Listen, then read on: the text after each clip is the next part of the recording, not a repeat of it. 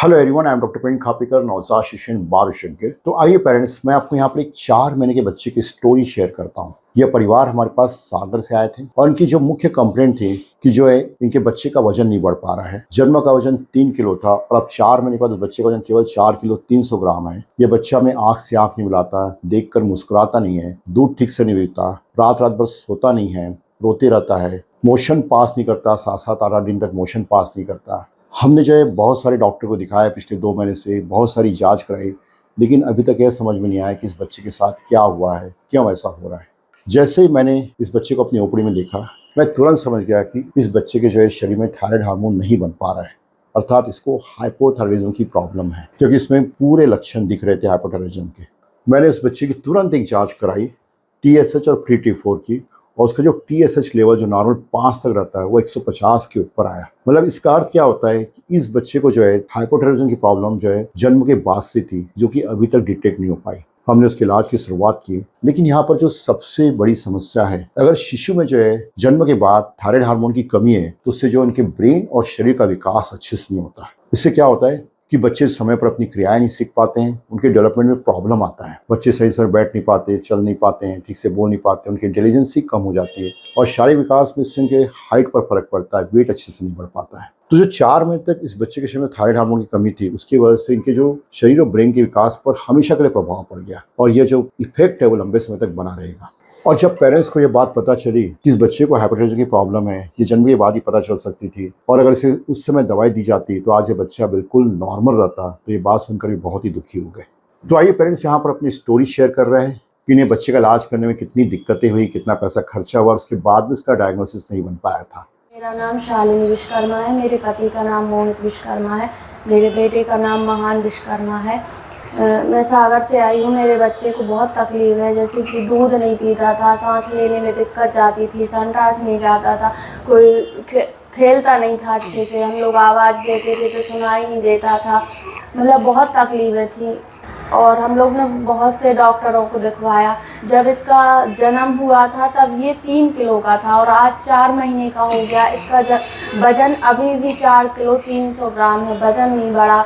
और हम लोग ने बहुत से डॉक्टरों को दिखवाया, जबलपुर में दिखवाया, इसकी MRI हुई, एक्सरा हुआ, सोनोग्राफी हुई, सब करवाया और बहुत से डॉक्टरों ने अलग अलग बीमारी बता दी। किसी ने ये बोल दिया कि जन्म से है, तो किसी ने बोल दिया कि धीरे धीरे जैसा बड़ा होता जाएगा तब ठीक हो जाएगा। मतलब ये किसी ने नहीं बताया कि इसको तकलीफ क्या है और बीमारी क्या है।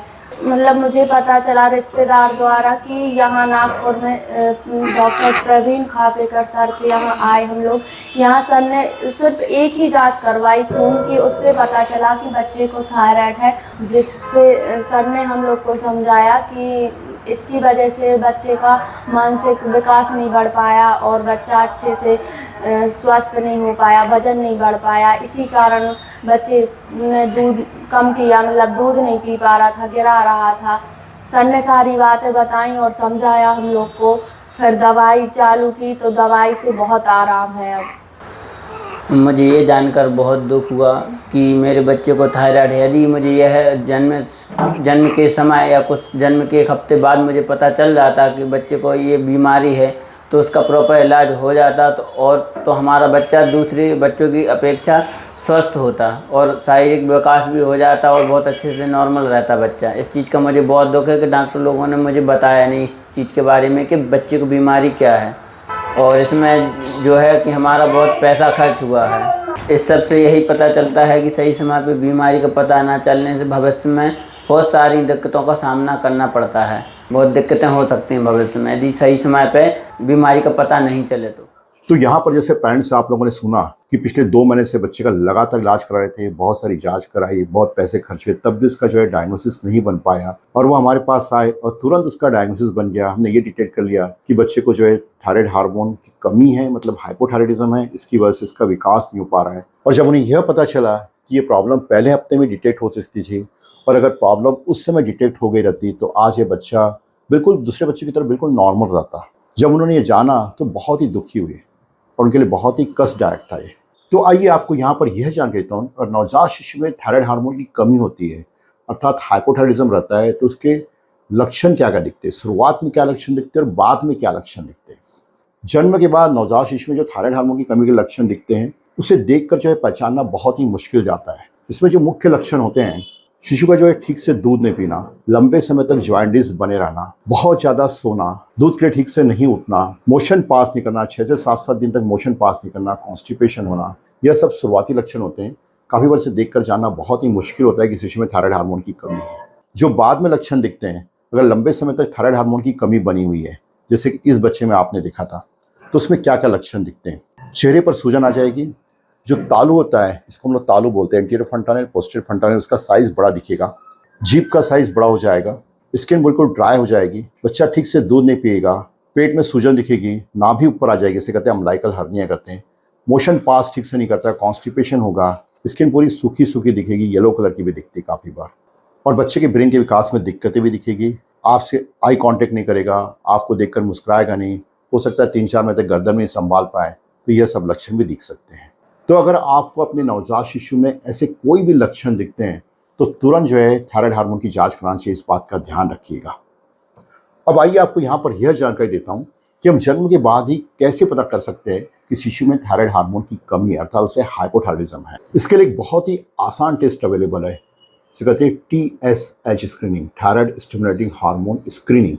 अगर जन्म के बाद पहले 7 दिन तक अगर हम इसकी टेस्ट करा लेते हैं, TSH की टेस्ट करा लेते हैं, तो इससे पता चल जाता है कि बच्चे को हाइपोथायराइडिज्म की प्रॉब्लम है। बहुत ही आसान टेस्ट है, बहुत ही आसानी से अवेलेबल है और बहुत ही सस्ते दामों पर अवेलेबल है। 200-300 रुपये में यह टेस्ट हो जाती है। तो हर पेरेंट्स को जो है जन्म के बाद अपने शिशु की जो है TSH टेस्ट जरूर करानी चाहिए, जो कि बहुत सारी कंट्री में मैंडेटरी है।